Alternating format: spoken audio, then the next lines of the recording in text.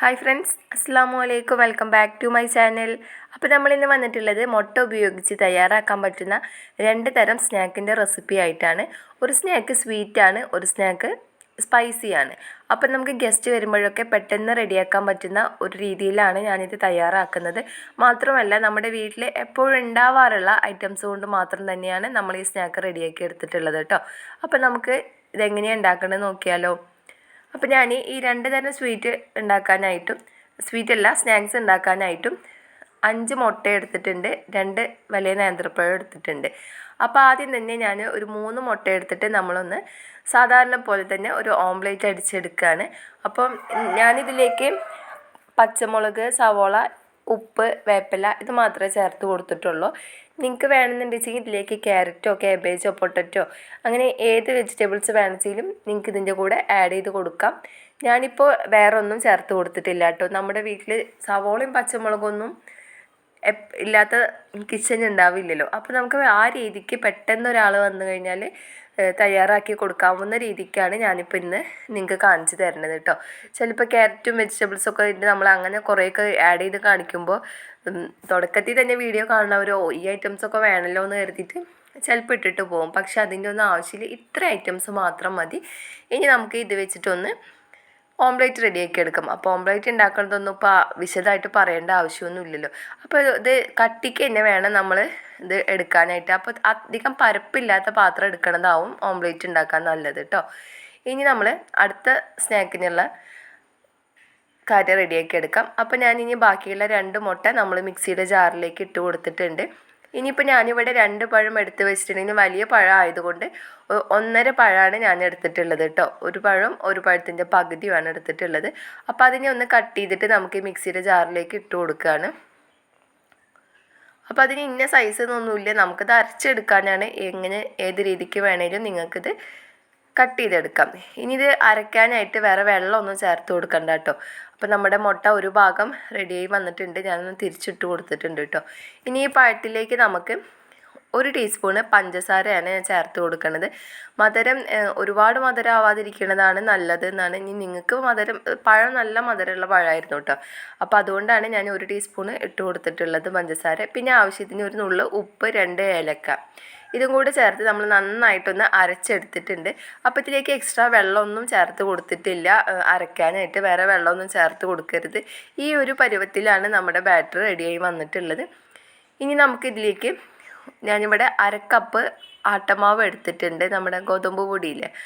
അപ്പോൾ അതെടുത്തിട്ടുണ്ട്, അതാണ് ഞാനിതിലേക്ക് ചേർത്ത് കൊടുക്കുന്നത്. ഞാൻ 1/2 കപ്പ് എടുത്തിട്ടുണ്ട് വെച്ചെങ്കിലും 1/2 കപ്പ് ഫുള്ളായിട്ട് ചേർത്ത് കൊടുത്തിട്ടില്ല.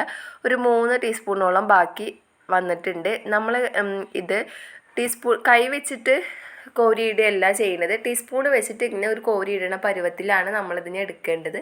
അപ്പോൾ ആ ഒരു ലെവൽ നോക്കിയിട്ട് നമുക്കതിനനുസരിച്ച് പൊടി ചേർത്ത് കൊടുത്തിട്ട് ഇതിനെ തിക്കാക്കിയിട്ട് എടുക്കാം. അപ്പോൾ ഒരുപാട് തിക്കാവണ്ട, നമ്മളിങ്ങനെ ടീസ്പൂൺ വെച്ച് കോരി ഒഴിക്കുന്നത് ഇങ്ങനെ ഒരു പരുവായിട്ടാണ് എടുക്കുന്നത്. അപ്പോൾ ഞാൻ 1/2 കപ്പ് ഫുള്ളായിട്ട് മാവ് യൂസ് ചെയ്തിട്ടില്ല കേട്ടോ. 2 ടീസ്പൂണോളം ബാലൻസ് വന്നിട്ടുണ്ട്. ഇനി ഇതിപ്പോൾ തന്നെ നമുക്ക് ഫ്രൈ ആക്കി എടുക്കാൻ തുടങ്ങാം കേട്ടോ. ഞാനപ്പോൾ അടുത്തതിനുള്ള ബാറ്ററും കൂടെ ഒന്ന് റെഡിയാക്കട്ടെ വെച്ചിട്ട് ഒന്ന് റെസ്റ്റ് ചെയ്യാനായിട്ട് വെച്ചിട്ടുണ്ട്. അപ്പോൾ നമ്മുടെ ഓംപ്ലേറ്റ് ഞാൻ ഇങ്ങനെ ഒന്ന് ചെറുതായി കട്ട് ചെയ്തെടുക്കാൻ നമ്മൾ പാനിൽ നിന്ന് മാറ്റിയിട്ട് ഒരു പാത്രത്തിലിട്ട് ചൂടാറാൻ വെച്ചിട്ടുണ്ട്. ഈ ഒരു സൈസിലാണ് ഞാൻ കട്ട് ചെയ്തെടുക്കുന്നത്.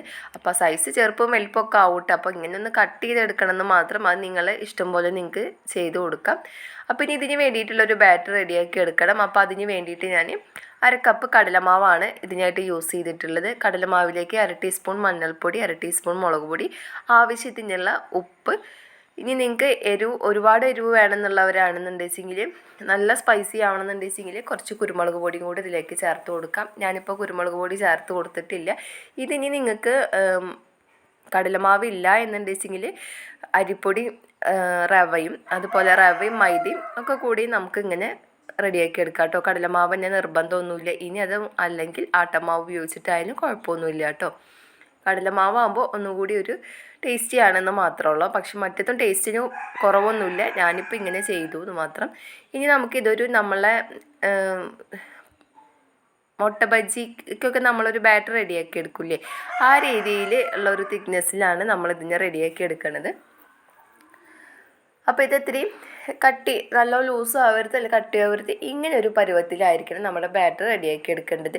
നമ്മളെ മുട്ട ഇതിൽ ഇനി മുക്കിയിട്ട് നമ്മൾ ഫ്രൈ ചെയ്തെടുക്കുകയാണ്. അപ്പോൾ ആ മുട്ട ഓംലേറ്റ് അല്ല, അപ്പോൾ അതിൻ്റെ നന്നായിട്ട് അതിലേക്ക് മാവ് കോട്ടാവുന്ന രീതിയിലുള്ള ഒരു അളവായിരിക്കണം നമ്മുടെ ബാറ്ററിനുള്ളത്, എന്നാലാണ് അതിലേക്ക് പിടിക്കുകയുള്ളൂ. അപ്പോൾ ഇതാ നമ്മളെ ഫസ്റ്റ് തന്നെ നമുക്ക് ഈ പഴം കൊണ്ടുള്ള സ്നാക്ക് ആദ്യം റെഡിയാക്കി എടുക്കാം. അപ്പോൾ അതായത് നമ്മളിങ്ങനെ ഓരോ ടീസ്പൂൺ വെച്ചിട്ട് ഇങ്ങനെ കോരി ഒഴിക്കുകയാണ് ചെയ്യുന്നത്. അപ്പോൾ അത് തന്നെയാണ് അതിൻ്റെ ഷേപ്പും. അപ്പോൾ നമ്മൾ ഫസ്റ്റ് തന്നെ ഒരു കളർ ചേഞ്ച് ആവുന്ന സമയത്ത് നമുക്കിത് തിരിച്ചിട്ട് കൊടുക്കാം.